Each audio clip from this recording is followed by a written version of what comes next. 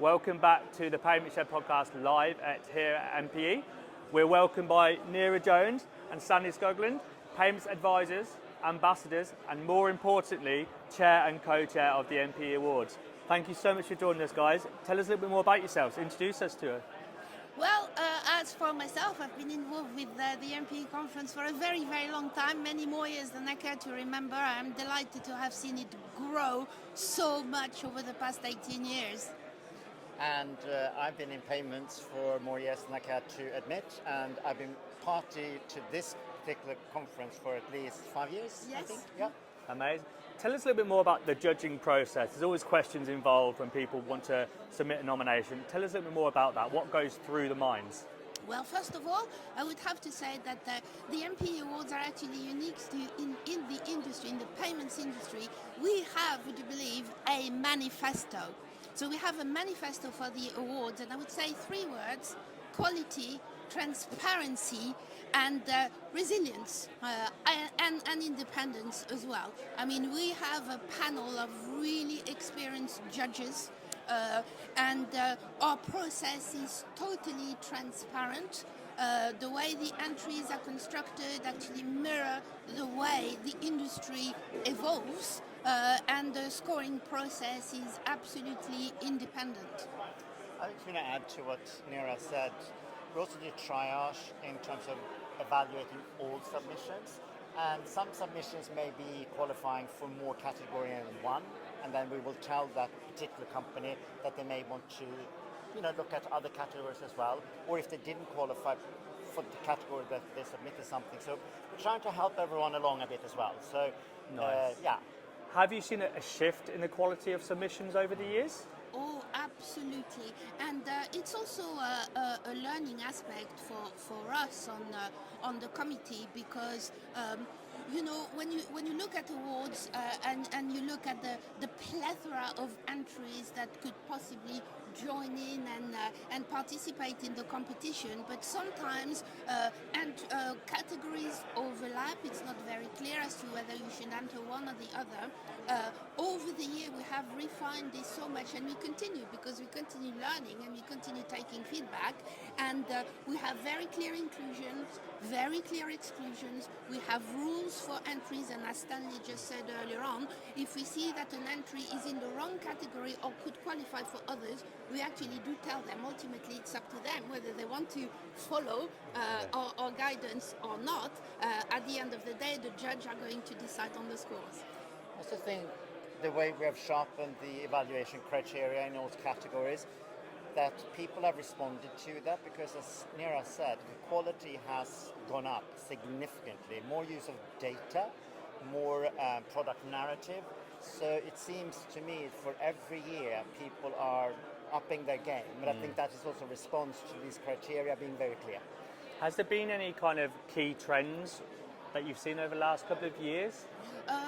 Absolutely, because one of the things that the MPE Awards are really good at is following, but not only following, also anticipating the way the market evolves. So when the judge score entries, their job is not finished. Straight after that, we actually meet up and decide, okay, were the categories okay? Did we miss anything in the industry? What should we do for the next year? So we constantly reflect the industry. And what do you think has made Stanley this year different compared to maybe last year or the years prior? I think for me, what stood out is the sheer number of submissions. That's one thing.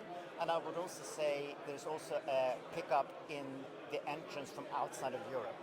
For me, that's so the geographical kind of spread of companies wanting exposure, I suppose. Yeah, it's gone up. And do you feel that the awards are a reflection of where MPE is heading as an event? The awards are 2 things.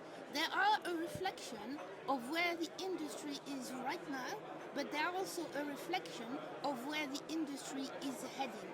we have a very special category as part of the awards, which is the best startup scale-up innovation. And MPE has been fostering innovation for as long as I've been involved with this conference. And this year we have 12 finalists in the scale-up startup category, and the winners obviously will be announced at the gala dinner. But the sheer quality of those entries, we may very well see the next PayPal in there and the next innovation, the next unicorn. And also what's really comforting, and I'm really very proud of this, is that many of the cohorts in previous years of the Innovation Hub have actually entered the main award category. So they've moved on from being in the startup scale-up camp to playing with the big boys, essentially. Yes. And what do you think has been what's been the biggest surprise to you, do you think, this year? I think we have a few new category, and we're pleased to see in the best settlement and liquidity category that we had.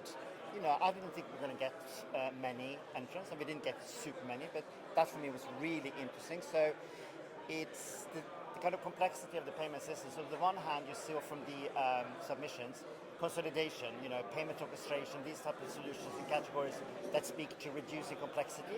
But also on the other extreme, we had a lot of submissions from small niche companies representing very narrow merchant segments, right? So that to me was, the complexity of it, but talk about trends. Yeah. You could definitely see consolidation in terms of payment orchestration, providing solutions for different type of payment methods. And on the other hand, you see very niche markets making headways in these awards as well. Now, I'm not sure everyone allowed to ask this, but I'm going to. Okay. For both of you, what's your favourite category? Oh, I'm going to be very biased here because I have many. I've already mentioned the best startup scale-up innovation because that is really fostering tomorrow's payments industry. Apart from that one, this year I'm really, really proud of the Chairman's Award because this is a first in the industry. And what we've actually done, we've actually made it a merchant category. So Nice. this is where we reward the actual merchants for what they've done in payments. I'm really excited about that. And mine. So marketplaces and platforms is for me a favorite. And the reason why it's a favorite is those awards and that category, it speaks to a broader kind of part of the ecosystem, not just acceptance of merchants, but also cardholders. So it gives companies a way of flexing their muscles, their product in a different way. I've already mentioned best settlement and liquidity. I think this award is going to be bigger going forward. Settlement is really a big issue in terms of cost, in terms of geographical spread, reach, how these companies can help merchants. So I think it's not a sexy award perhaps, but I think it's going to pick up with stablecoin, different ways of getting money in and out of different countries and reducing the exposure, say, to settlement banks and access to currency, all of that. Nice. I'm certain that this will be a big award. And what advice would you give to a business that maybe wanted to submit a nomination for themselves next year? So the first piece of advice I would give a business is basically do it. Basically do it if you think you have something to offer the industry. The second piece of advice is tell us a story. I mean, one of my pet hates is when a PR company actually writes an award, and that's not good for anyone. The judges want to hear genuine innovation, genuine betterment, for lack of a better word, of the payments industry, the payments ecosystem, and whomever you're actually serving in the market. And the third one is answer the questions. Yeah. Mine is cut to the chase early, show the crown jewels, be clear about use of data and answer the questions. But cut to the chase, what is the most important feature about the product that you are trying to get awarded for, and then the rest will follow. But early on, cut to the chase. Absolutely. And one other of my pet hates is please do not quote market statistics. We have, 23 judges that are very experienced in payments. They know market statistics. Give us your KPI, where you're making a difference. Nice. And what do you two love most about MPE? I think for me is the sheer diversity of both geography, product. You know, it is a. When I used to work for Visa, I always called Visa a bit of a UN because a lot of different nationalities involved. The same here. It's getting very, very international. It's not kind of one market centric. For me, that is, I think, the best part of the MPE conference. Yeah. And for me, definitely, if you look at the agenda, which is very, very carefully curated and derives so much value, the quality of the speakers, the presentations, the round table, and of course the opportunities to network in a quiet place. I mean, we're all in the round table area here for the benefit of merchants. After all, this is called merchant payments ecosystem, and this is where merchants find value. Fantastic. And lastly, a question from us here at the Payments Shed podcast, Shelf of Shame. What is the one thing in the payments ecosystem that really grinds your gears? I'm going to let Neira go first. Okay, so what really grinds my gears, and you probably know this, Justin, is jargon. You know, we like to be very precious in the payments industry because if we quote acronyms and everything, it makes us feel really important. But at the end of the day, what actually gives real value to the ecosystem is simplify it. Explain the stuff in a way that people can actually understand. And that's my shelf of shame. I have to agree. A salesperson saying the words API like they understand what it means really does get to me. Right, sorry. I probably said API too much. So mine is, I mean, it's still a grind, but I think we need to be better as an industry when we talk about innovation, for instance, to distinguish, is it technology? Is it business model?